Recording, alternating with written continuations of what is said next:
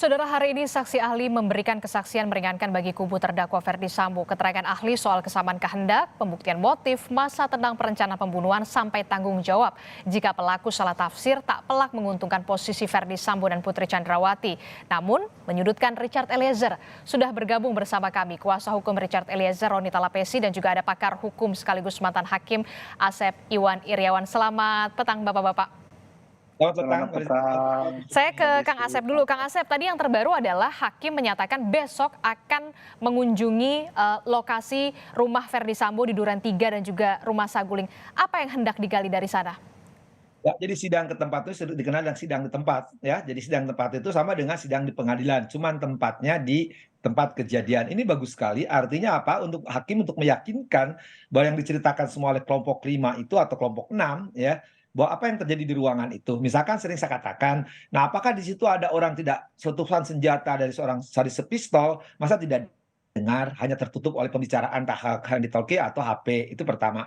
Kedua, ruangan yang segede gitu, entah berapa ukurannya, sekarang Mas Roni yang lebih tahu karena udah rekonstruksi ya, bah di ukuran segitu, masa nggak ada yang ngelihat. Kedua, ya yang lebih rendah lagi, di ruangan segitu bisa digambarkan suasana ketika dilakukan oleh Richard Eliezer. Dalam suasana itu bisa dilihat juga peran PC, peran KM, apakah dengan kejadian itu yang nutup-nutup pintu itu, ya ruang itu apa maksudnya gitu kan. Kemudian peran-peran itu justru akan ketahuan. Hakim segera yakin, oh ternyata yang dilakukan oleh FS, PC, KM, RR maupun Ican itu begitu. Jadi hakim sebenarnya karena lihat tempat kejadian nanti akan seperti rekonstruksi dah. Mudah-mudahan diperagakan itu. Jadi hakim akan menarik kesimpulan, oh dengan waktu dan ruang demikian itu, ya ada yang tidak mungkin, ada yang mungkin. Apalah lebih, oh ini orang tidak mungkin melakukan itu, orang mungkin melakukan itu.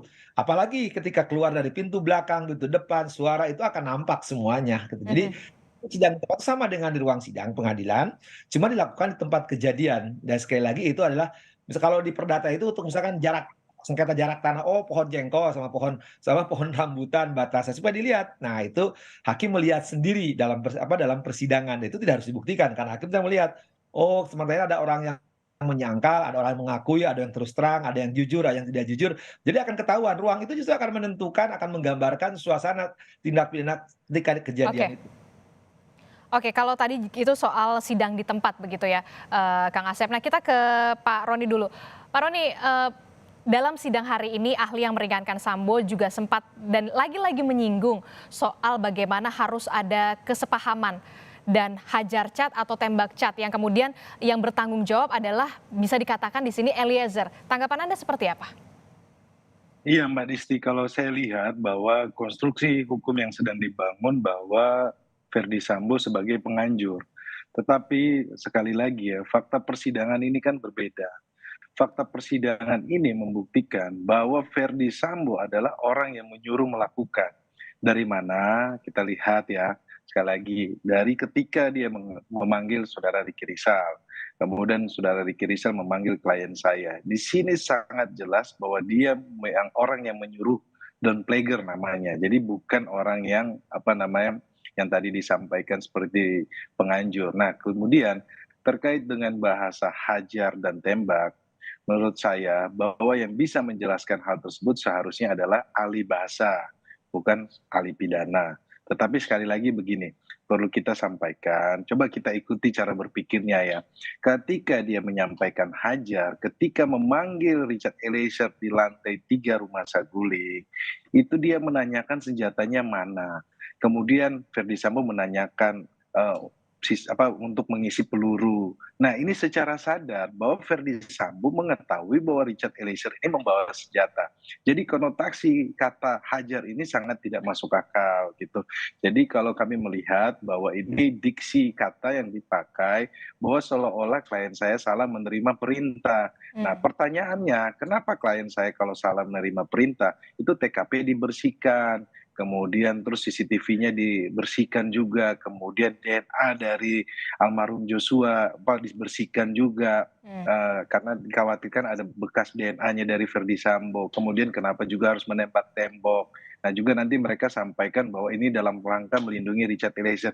Dalam rangka melindungi Richard Eliezer kok ada dijanjikan uang 1 miliar, kok ada dijanjikan uang 500 juta Nah, kepada Ricky Rizal dan Kuatmaruf, di mana mereka mengakui hal tersebut. Nah ini hmm, sebenarnya fakta persidangan yang yang publik sudah mengetahui, dan saya pikir bahwa oke. eh, terkait pembelaan ini kami fokus kepada fakta persidangan saja. Saya pikir juga pun majelis hakim sudah bisa melihat. Seperti itu Mbak Disti. Oke, jadi kalau Pak Roni bilang unsur perencanaannya sudah jelas di sini ya, mulai dari perencanaan sampai kemudian apa ya, bisa dikatakan TKP juga sudah dibersihkan begitu ya. Kita ke Kang Asep. Kang Asep, tadi ahli juga mengatakan ada unsur perencanaan harus ada tenang dan juga rentang waktu.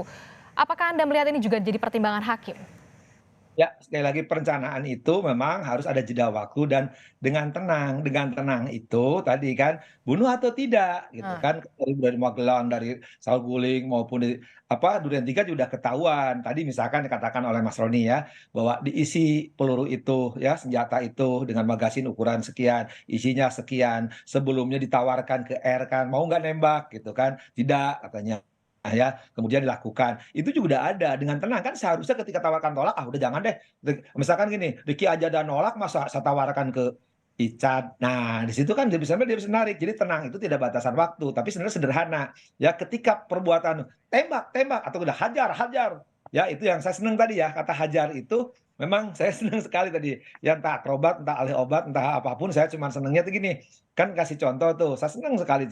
Ya ibarat makanan katanya. Kalau ibarat makanan tuh hajar, tembak. Ya betul, kalau orang sedang pegang senjata, ya hajar. Ya betul, pasti kalau perlu kan bukan untuk dimakan, untuk hmm. makan nyawa gitu, pasti dikeluarkan kan untuk membunuh orang. Jadi itu juga perlu dipahami. Nah, kemudian soal tenang dan apa dengan dengan jeda waktu. Saya kira anak semester 2 juga udah tahu. Nah, lebih penting lagi, ketika tenang dia dihubungkan dengan pasal 51 ayat 2 tentang penganjur gitu kan. Ya beda pasal 51 ayat 1 dan ayat 2 kalau penganjur dengan tenang ya. Ya pasti kalau menganjurkan kan dengan tenang, anjuran untuk ber-KB, anjuran untuk hidup sederhana, ya, anjuran untuk curi jemuran gitu. Jadi sekarang lagi kalau anjuran sebagai soal penganjur dikaitkan dengan tenang dan jeda waktu, yaitu dua hal yang berbeda. Jadi ayat 51 ayat 1 dan 51 ayat 2 dikaitkan dengan perencanaan, tolong hati-hati. Nanti mahasiswa saya pada ketawa-ketawa gitu. Oke, tadi kan juga ahli menyatakan Sambo, terdakwa Ferdi Sambo ini tidak tenang karena istrinya dilecehkan begitu ya. Apakah ini upaya Iya. juga bisa diterima hakim? Apakah upaya untuk menghindar dari dakwaan pembunuhan berencana? Ya udah pasti, semua juga kan alasan itu selalu mengatakan spontan. Cuman masalahnya, katakan ada kejadian kan di Magelang. Sekarang saya katakan iyalah, sudahlah. Kita terima aja itu sudah paling gampang gitu kan. Loh, kalau emosinya kenapa ada jeda waktu, ada waktu hiburan, ada main bulu tangkis dan sebagainya. Cukup waktu kan. Kalau emosi mah ketika saya dijita kepala saya oleh Mas Roni, oh saya nggak nunggu waktu, apalagi saya ngerahkan pasukan dari Jawa Barat. Saya jitak lagi Roni gitu kan. Itu juga kalau itu memang masa emosi tertahan gitu. Jadi ya tenang, tenang untuk memerintahkan membunuh gitu. Oke, kalau Kang Asep menyatakan melihat dalam kasus ini motif memang harus dibuktikan atau seperti apa? Kalau tadi ahli bilang motif harus dibuktikan. Sekali lagi, nah sekarang seginilah, pada saat pusing jawab terus ya. Kalau motif terbukti, unsur tidak terbukti, masa nggak dihukum? Ya, motifnya dia karena balas dendam, karena istrinya digituin. Tapi unsur tidak terbukti, masa harus dibebaskan? Makanya sering kali lagi. Tadi jaksa penuntut pintar sekali tuh kan. Dari zaman dulu, zaman sekarang pun ya, itu sudah dikatakan. Yang dibuktikan itu didakwa 340, jadi dibuktikan unsur. Motifnya nanti. Nanti itu cuma pertanyaan juga, saudara, kenapa Anda membunuh? Karena istri saya digagahi, istri saya dibanting, saya dianiaya. Kalau itu tidak terbukti juga nggak ada masalah sekali lagi ya. Jadi motif itu bukan yang harus dibuktikan sekali lagi itu perlu dipahami ya. Jadi kalau sekarang mengatakan motif itu kaitan dengan sengaja, sekali lagi ya, sekali lagi saya katakan sengaja itu hanya dua tafsirannya, mengetahui dan menghendaki. Dia menghendaki nggak dibunuh? Ya, enggak karena dia diperintah. Contohnya kliennya Roni itu kan. Dia mengetahui nggak? Mengetahui karena sejak awal juga kasih isi pistol, menghendaki. Menghendaki karena apa? Karena perintah sih Ricky dan si Eliezer suruh menembak.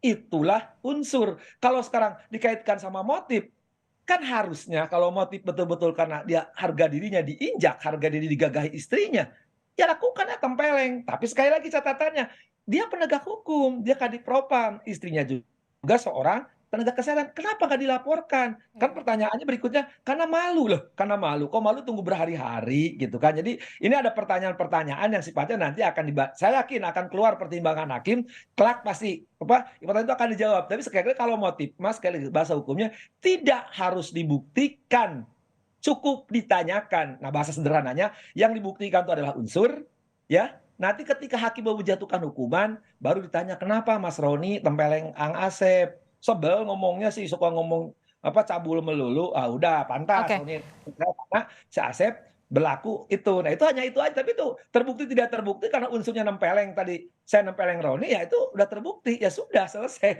itu. Jadi jangan Oke. ngarang. Kalau ngarang itu ke dalam hukum itu ketahuan karena keluar dari teori, ilmu, asas, filsafat hukum. Sekali lagi, jadi kalau mengatakan bahwa motif ada perbedaan pendapat, saya mohon maaf dengan sangat ya, dari zaman dulu juga seluruh para ahli hukum dari zaman sana sampai sekarang juga mengatakan motif bukan unsur harus dibuktikan, yang dibuktikan adalah unsur yang didakwakan Oke. ya. Jadi motif tidak perlu dibuktikan. Kalau kita ke Pak Roni, kalau misalkan dikatakan ahli bilang tidak perlu visum soal kasus kekerasan seksual juga untuk membuktikannya. Tanggapan Anda?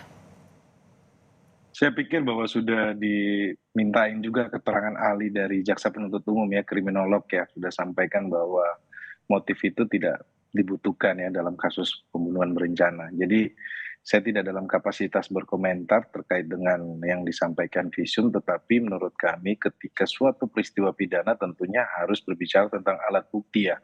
Alat bukti itu tentunya harus kita hadirkan dan kita buktikan. Jadi siapa yang mendalilkan tentunya dia harus siap membuktikan. Kan ini kan jadi pertanyaan publik ketika tidak ada visum. Saya pikir semua sudah tahu ya.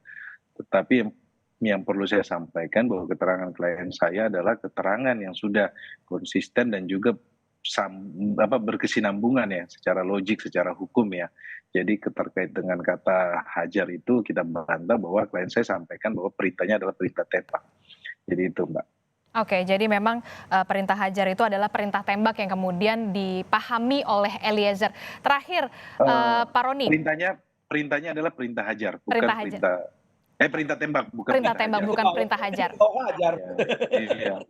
Oke, Pak Roni, besok sidang di tempat ada majelis hakim, siapkah kemudian Richard Eliezer juga hadir di lokasi di TKP Duren 3 dan juga Saguling? Kalau saya mendengar tadi di persidangan bahwa terdakwa tidak hadir ya, cuma yang hadir itu penasihat hukum ya. Tapi kita tidak tahu ya nanti panggilan dari jaksa penuntut umumnya seperti apa, nanti kita lihat Mbak Disti. Oke, kita akan tunggu bagaimana besok sidang di tempat di lokasi TKP pembunuhan Yosua, ada di Duren 3 dan juga di Rumah Saguling. Terima kasih kuasa hukum Richard Eliezer, Roni Talapesi dan juga pakar hukum sekaligus mantan hakim Asep Iriawan telah bergabung bersama kami. Sehat selalu Bapak-bapak.